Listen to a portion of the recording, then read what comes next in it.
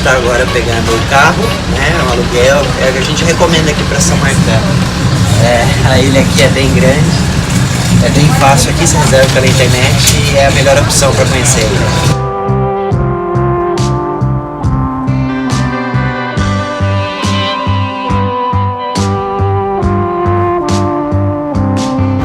Aqui é divisa dos dois lados da ilha. Desse lado para cá é o lado holandês, desse lado para cá é o lado francês. Aqui tem um monumento comemorando 350 anos de amizade entre os dois países. Esse aqui é um marco histórico aqui da ilha, no caminho para Pineal Island. Então, se você tiver com tempo, vale a pena parar aqui também.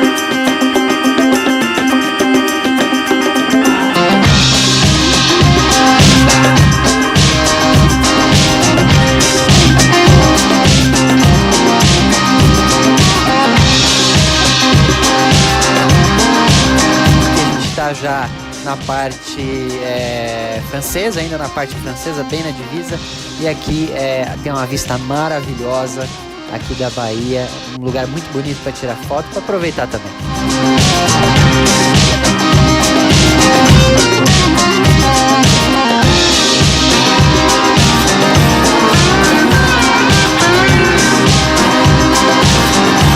Não podia faltar, é claro, a praia mais famosa de São Martão, é praticamente um cartão postal, fica do ladinho do aeroporto.